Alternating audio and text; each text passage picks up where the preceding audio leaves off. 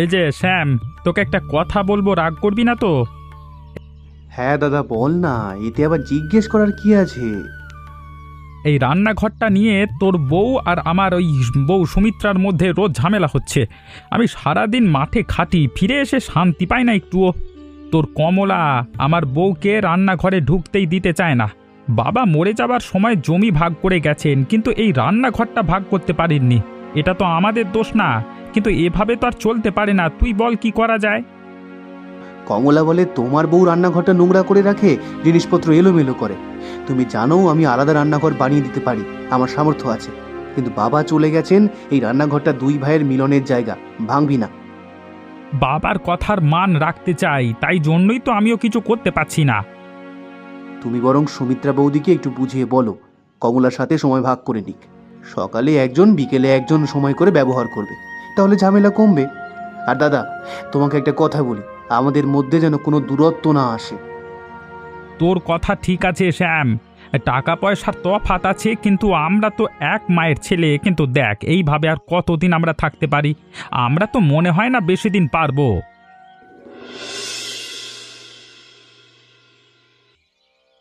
আবার তুমি সকাল সকাল রান্নাঘর দখল করে বসেছো। আমি বলেছিলাম না সকালটা আমার সময়? তোমার রান্নার হাঁড়িকুড়ি দেখো কেমন কালো হয়ে গেছে। আমার ঝকঝকে রান্নাঘরে তোমার এই ভাঙা জিনিসপত্র দেখলে আমার গাটা একেবারে ঘিন ঘিন করে। কমলা, তুমি একটু মুখ সামলে কথা বলো। এই রান্নাঘর শুধু তোমার একার নয়, আমারও। শ্বশুরমশাই দুই ভাইয়ের জন্য রেখে গেছেন এটা। আমরা গরিব হতে পারি, কিন্তু তাই বলে আমার অধিকার কম নয়। তুমি সারাদিন শহরে কেনা ঝলমলে জিনিসপত্র দিয়ে রান্নাঘর সাজাও, আর আমার ভাঙা হাঁড়ি দেখলে নাক সিটকাও। সেটা তো হতে পারে না। তোমার সংসারে তো কিচ্ছু নেই, তাই বলে আমার রান্নাঘরটাও নোংরা করবে? গতকাল তোমার মেয়ে গুড়িয়া আমার মশলার বয়ামে হাত দিয়েছে, একটা বয়াম ভেঙেও ফেলেছে।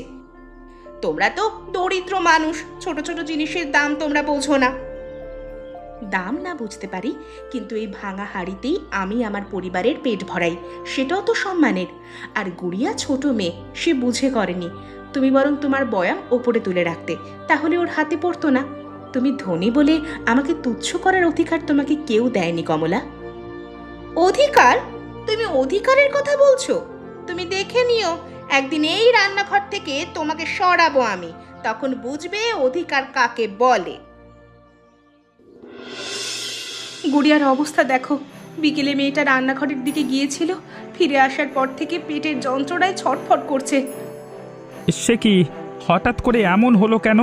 ও কি কিছু খেয়েছিল নাকি, নাকি অন্য কিছু হলো? হ্যাঁ, আমি ওর মুখে শুনলাম প্রচণ্ড ঝালের গন্ধ পেলাম। কেউ ওকে কাঁচা লঙ্কা বাটা খাইয়ে দিয়েছে নিশ্চয়ই। ঝাল খাইয়ে দিয়েছে? কিন্তু কে করবে এমন কাজ? একটু ভেবে দেখো, কে পারে এই নিষ্ঠুর কাজটা করতে? কমলাই করেছে, আমি নিশ্চিত। এটা তুমি একটু বেশি বেশি বলে ফেলছো। ছোট বউ শুধু শুধু এরকম করতে যাবে কেন? আমি কিছুই বেশি বলছি না। ও আমার মেয়ের ওপর রাগ ঝাড়ছে, কারণ গুড়িয়া ওর মশলার বয়াম ভেঙেছিল। একটা ছোট্ট মেয়ের সাথে এরকম ব্যবহার কেউ করতে পারে? ওর বুকে কি মায়া দয়া কিচ্ছু নেই? কি বলছো তুমি সুমিত্রা? কমলা এত খারাপ হবে? সত্যি ও কি করেছে, নাকি গুড়িয়া নিজে কিছু খেয়ে ফেলেছে? ছোট মেয়ে তো যাই পায় তাই মুখে দেয়। আমি শ্যামকে বলতে পারি, কিন্তু নিশ্চিত না হয়ে অভিযোগ করলে দুই ভাইয়ের সম্পর্ক নষ্ট হবে।